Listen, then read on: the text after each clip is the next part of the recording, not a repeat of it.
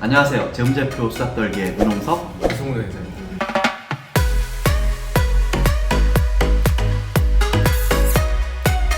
오늘은 오랜만에 회계 개정에 대한 이야기를 해보려고 합니다. 오늘의 주제는 부채 개정 중에서도 지금 당장 나갈 돈은 아니지만 미래에 꽤 높은 확률로 커질 수 있는 지출을 미리 비용으로 잡는 부채 개정입니다. 바로 충당부채입니다. 이번 시간에는 충당부채가 무엇인지에 대한 개념을 좀 살펴보고 실제로 이 충당부채가 재무제표에서 어떻게 반영됐는지, 실무에서는 어떻게 활용되고 있는지에 대해서 사례 중심으로 이야기를 해볼까 합니다.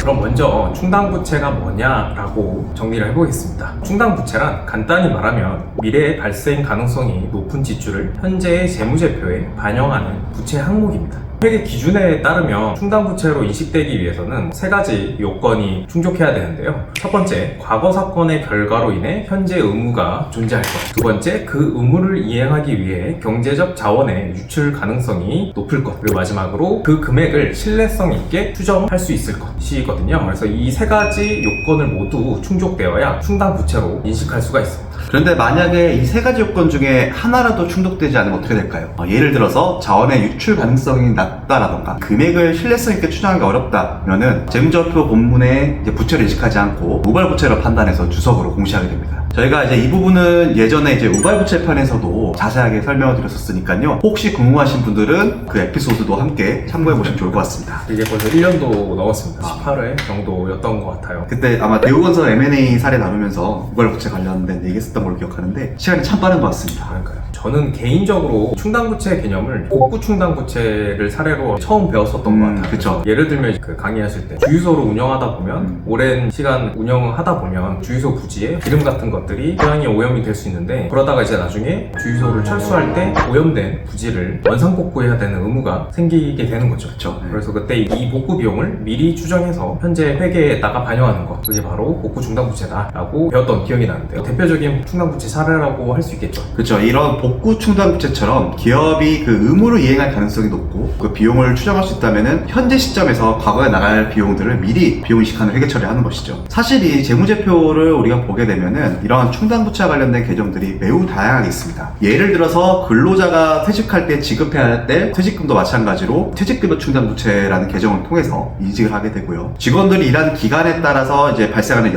연차에 대한 유급휴가 중에서 이 사용하지 않는 부분에 대해서도 기업이 이제 현금이나 이런 유사한 이제 보상을 해야 되는데 그때도 마찬가지로 미사용 영차 충당부채라는 개정을 사용하게 됩니다. 또 이제 대표적으로 회사가 소송에 이제 휘말려가지고 만약에 그 소송에 대해서 패소 가능성이 높고 이 소송에 패소함으로써 발생하는 이제 소송가액 등에 대해서 금액을 합리적으로 추정할 수 있다라고 하면은 마찬가지로 이와 관련해서 소송 관련된 충당부채를 인식하기도 하죠. 말씀 주신 것처럼 충당부채가 단순히 비용에서만 나오는 항목이라고 보기보다는 매출 활동과 관련해서도 발생할 수 있는 항목입니다. 그래서 대표적인 예가 판매 보증 충당부채인데요. 예를 들어서 자동차 회사 같은 경우는 제품을 판매를 하면서 일정 기간 품질 보증을 제공하게 되잖아요. 그래서 그 기간 동안 발생할 수 있는 수리 비용이라든지 교환 환불 비용 이런 것들을 과거 경험률에 좀 기반을 해서 미리 비용으로 인식을 하게 됩니다. 실제로 이번 2024년 12월 기준 현대자동차의 사업보고서를 보면 연결 기준 판매 보증 충당 부채가 9조 5천억에 달합니다. 그래서 현대차와 같은 그 기업의 주식을 분석을 할 때는 이 매출이 증가하는 것도 중요하지만 그에 따라서 판매 보증 충당 부채도 어떤 추세로 변하고 있는지도 함께 살펴보는 것이 매우 중요하겠죠.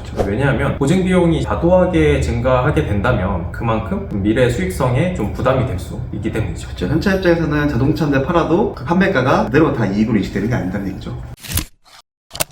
이번 충당부채 편을 준비하면서 단순히 개념으로만 설명하는 것도 지루하실 수 있잖아요. 네. 그래서 뭔가 좀 세계적인 사건이나 사고로 이 충당부채를 설명드릴 수 없을까라고 해서 찾아봤는데 제가 이미 좀 알고 있는 사건이 있더라고요. 여러분 혹시 디버터 호라이즌이라는 영화를 보신 적 있나요? 마크 웰버그가 주연을 했는데 바로 2010년이었죠. 미국 멕시코만에서 발생했던 역대 최악의 해양 기름 유출 사고를 배경으로 하고 있습니다. 기름 유출 사고. 네, 그래서 이 사건은 세계적인 석유 기업이죠. BP. 브리티시 페트롤리움.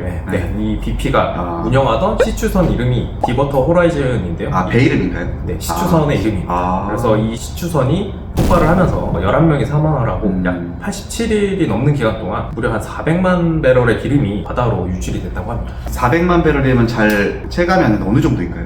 리터로 따지면 네. 저희 그게 편하니까 네. 한 7억 리터가 넘는 7억 리터. 네, 와. 엄청난 양이라고 합니다. 이 양이 뭐 가늠이 안 가시겠지만 네. 우리나라가 이제 2007년에 태안 기름추출 사고가 있었잖아요. 네. 그때 사고에 대비해서 한 50배도 넘는 세계적인 기름추출 사고라고 합니다. 그래서 이게 결국은 유정에 꽂혀있는 시추관 자체가 부러지면서 기름이 계속 유출이 돼버린 사건이라서 이때 기름이 덮은 바다의 넓이가 남한 크기 한 절반 이상이라고 하니까 이 사고로 이제 뭐 해양 생태계가 당연히 심각하게 훼손됐을 거고 네. 미국 정부라든지 네. 뭐 기업들 그리고 또 바다에서 생계를 꾸리시는 개인들이 이 BP를 상대로 엄청난 소송을 걸게 됩니다. 그래서 이것도 마찬가지로 회계적인 관점에서 보면 충당부채를 인식해야 되는 아주 대표적인 사건이 될 수 있겠네요. 맞습니다. 네. 그래서 이제 BP가 사고 직후부터 기름 유출 막기 위해서 뭐 해양 정화라든지 소송 대응 그리고 뭐 환경 복구에 대한 이제 막대한 비용이 예상되었고 이걸 재무제표의 충당부채로 인식을 하게 됩니다. 얼마나 인식하게 됩니까? 실제 보게 되면 2010년 한 해 동안 BP가 디버터 호라이즌 관련으로만 136억 달러를 지출했다고 하고요. 발생한 비용에 대비해서 이제 충당부채로는 406억 달러 수준의 충당부채를 설정을 하게 됩니다. 그래서 네. 나중에 전체적으로 이 사건을 보게 되면 총 비용이 620억 달러 정도로 추정이 되고 있는데 네. 이게 우리 돈으로 치면은 한 80조 원이 넘는 엄청난 규모라고 합니다. 이 유출 사건의 하나 이벤트로 해서 80조의 그렇죠. 충당부채와 관련된 비용이 발생되고 실제로 지출되었다. 지출되었다. 아, 그리고 대단하네요. 사고 당시 기름 제거에만 한 15조를 썼다고 하니까 사실 BP가 아무리 거대한 회사지만 당연히 이 비용과 충당부채 계상으로 인해서 영업이익은 악화될 수밖에 없었겠죠. 그래서 실제 2010년 BP의 연차 보고서를 찾아보면 이 안타까운 사건으로 인해서 고통스럽고 뭐 열심히 복구하겠다 뭐 이런 선문으로 시작을 합니다. 그래서 재무제표 성과를 보게 되면 이 유출 사고로 인한 비용이 약 40빌리언 달러, 하나로 약 55조 원이 이제 2010년 결산 당시에 추정이 된 걸로 보이고 또 이 때문에 항상 플러스였던 BP 실적이 2008년,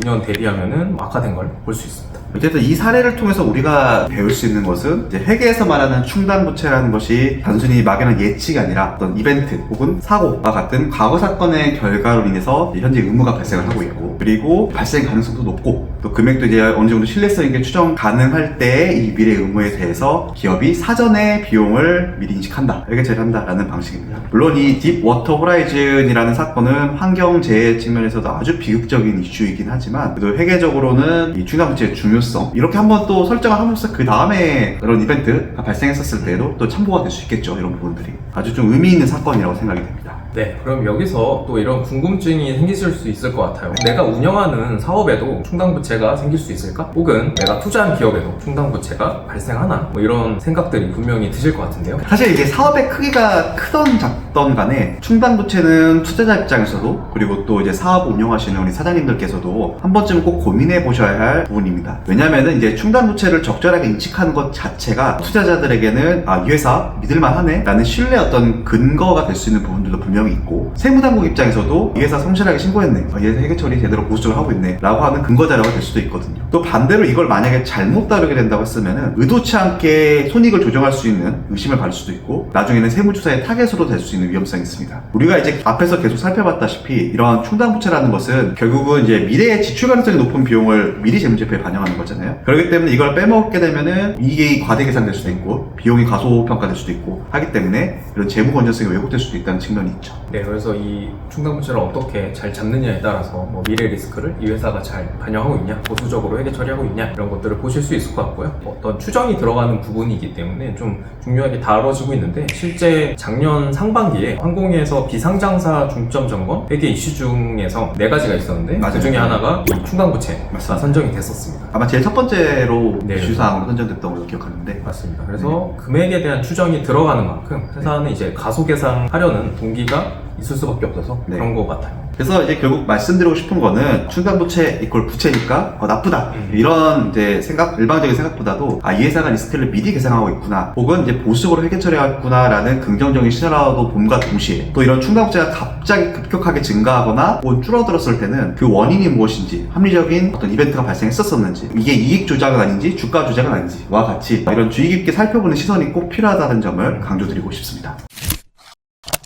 네, 오늘은 충당부채라는 주제를 가지고 다양한 사례와 함께 이야기를 나눠봤는데요. 좀 생소하게 느껴질 수도 있겠지만 알고 나면 또 중요한 개념이라는 걸 느끼셨을 것 같습니다. 근데 이제 문득 생각해보면 우리 회계사 업무에도 충당부채가 종종 생겨요. 그쵸? 이게 자문이든 감사든 간에 열심히 용역 수행하고 종부에 가가지고 돈을 못 받게 되면 대손 용역보수 대손 따르는 그쵸? 현실적인 얘기인데. 네. 비일비재해서. 그래서 이제 충당부채는 남의 얘기도 아니고 우리 회사 얘기 될 수 있다. 그런 얘기입니다. 다음 시간에도 저희는 재미있고 유익한 회계 이야기로 돌아오도록 하겠습니다. 네, 지금까지 이승훈 민호섭 회계사였습니다. 감사합니다.